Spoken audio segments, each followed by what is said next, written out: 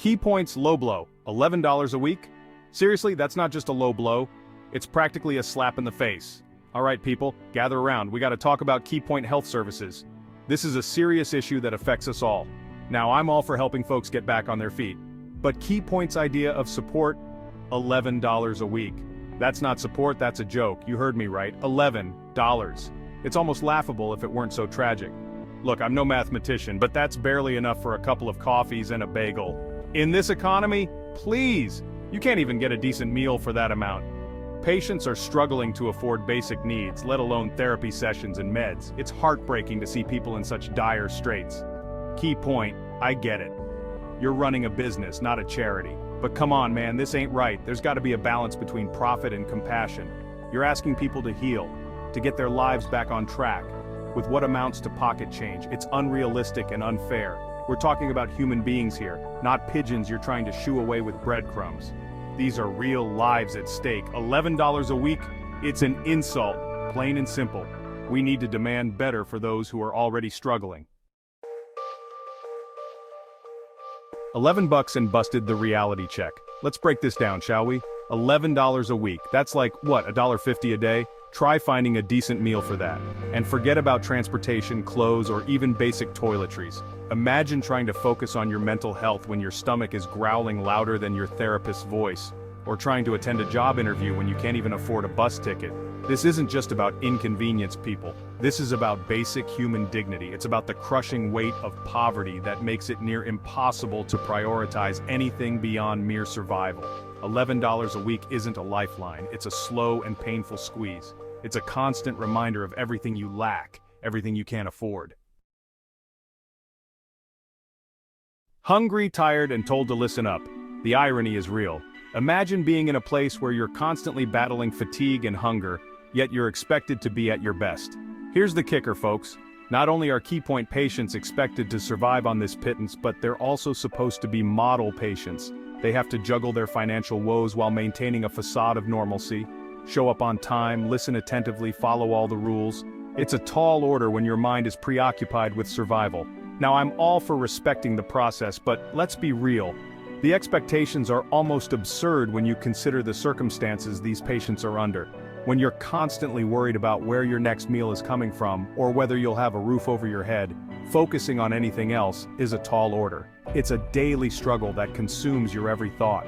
It's like asking someone to climb Mount Everest while they're drowning in quicksand. The physical and mental toll is unimaginable. You're demanding focus and commitment from people who are barely keeping their heads above water. It's a cruel irony that seems to escape those in charge. The irony is almost laughable. It's as if the system is set up to test their breaking point. Keypoint wants to empower these patients, yet they're simultaneously stripping them of their agency, their ability to make even the simplest choices. It's a paradox that leaves them feeling trapped and helpless. Navigating this system feels like being lost in a maze with no clear way out. The path to empowerment is riddled with obstacles that seem insurmountable. Yet, despite all this, some still find the strength to push through. Their resilience is a testament to the human spirit, even in the face of overwhelming odds. Section 4. Find joy in little things. Easy for you to say. I've heard some folks say, well, maybe they should find joy in the little things. You know, like a beautiful sunset or a walk in the park. And sure, those things are nice, but they don't pay the rent, do they? It's easy to preach about gratitude when you've never experienced true hardship, when you've never had to choose between medication and food. Don't get me wrong, I'm all for positive thinking.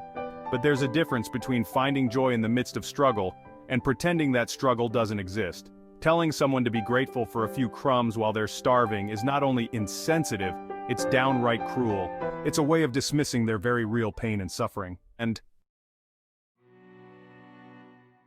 Section 5. The Prodigal Patient. A story of misplaced expectations. This whole situation reminds me of the parable of the prodigal son. You know, the one where the son blows all his inheritance and comes crawling back, only to be welcomed with open arms. Yeah, that one.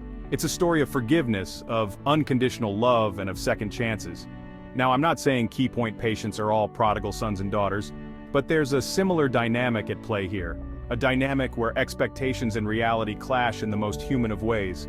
a sense of judgment, of expecting gratitude for the bare minimum. It's a harsh reality that many face. Many of these patients have been through the ringer. They've made mistakes, they've struggled, they've fallen on hard times. Life hasn't been kind to them, and their journeys have been fraught with challenges. But instead of being met with compassion and understanding, they're made to feel like burdens. It's as if their need for help is an inconvenience. It's like they're being punished for needing help, for daring to ask for a lifeline in their darkest moments. Like their struggles are a sign of weakness, rather than a cry for support. This misplaced expectation can be devastating, leaving them feeling more isolated and hopeless than ever before. What they need is empathy, a listening ear, and a helping hand. A reminder that they are not alone in their struggles.